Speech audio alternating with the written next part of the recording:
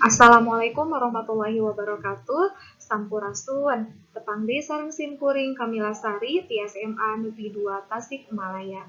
Dina danget ieu simkuring baris medar ngeunaan materi bahasan. Materi ieu aya dina pangajaran basa Sunda kelas 12 di semester hiji. Kompetensi dasarna nu kahiji menganalisis isi, struktur, dan unsur kebahasan teks bahasan tradisi Sunda. Nu kedua, membuat dan menyajikan bahasan tentang tradisi Sunda dengan memperhatikan kaidah bahasa Sunda. Tujuan pembelajaran, setelah selesai mempelajari materi bagian ini, peserta didik diharapkan dapat menjelaskan isi struktur dan unsur kebahasaan serta dapat membuat dan menyajikan bahasan tentang tradisi Sunda dalam bentuk karangan, infografis, atau film dokumenter sederhana dengan memperhatikan kaidah bahasa Sunda. Bahasan atau pedaran teh nyaeta tulisan nu medar hiji pasoalan dumasar kana fakta-fakta nu kapanggih.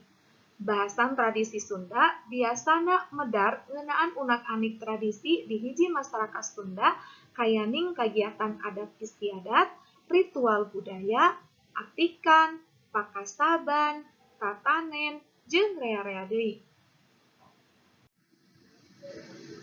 Wangun tulisan bahasan aya 4. Nu kahiji aya argumentasi, nu kadua deskripsi, nu katilu narasi, nu kaopat eksposisi. Struktur bahasan aya 3. Nu kahiji bubuka, nu kadua eusi, nu katilu panutup. Bubuka ieu biasana mangrupa panganteur tulisan nerangkeun gambaran tempat, nyaritakeun naon-naon nu rek dipedar, atawa nyaritakeun perkara sejen nu patalina jeung bahasan pikeun babandingan. Nu kadua, eusi. Eusi nyaritakeun inti bahasan nu rek dipedar. Nu katilu aya panutup. Panutup atawa pungkasan tulisan bahasan, eusina biasana mangrupa kacindekan, harepan kahareupna jeung nyaritakeun kaayaan kiwari, boh nu hade, boh nu goreng, pikeun nu maca. Rarangka dina nulis bahasan, nu kahiji urang tangtuna kudu neangan ide atawa ilham. Nu kadua nangtukeun jejer atawa tema. Nu katilu nyusun rangka tulisan. Nu kaopat basa nu digunakeun. Nu kalima nangtukeun judul. Di dieu aya contoh bahasan rupa-rupa iket urang Sunda. Iket asalna tina kecap saiket nu hartina sabeungkeutan. Iket zaman baheula mangrupa status sosial. Upamana wae iket anu motifna renyek, bahanna alus, biasana ieu dipake ku golongan menak. Iket anu motifna polos, ieu biasana dipake ku golongan rahayat biasa. Di dieu nu kahiji aya barangbang semplak.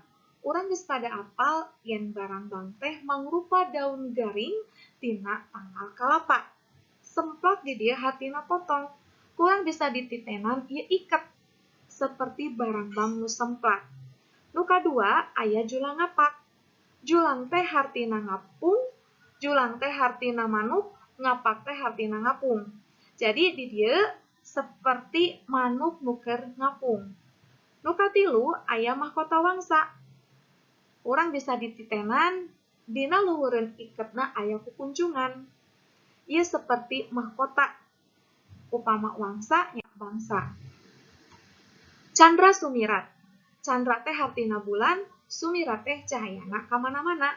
Urang bisa katitenan ieu iket warnana kacida caangna. Aya koncer, aya kole nyangsang. Kole teh hartina cau, nyangsang teh nyangket. Nu salajengna aya kampung adat dukuh, aya parekos jengkol, aya parekos gedang.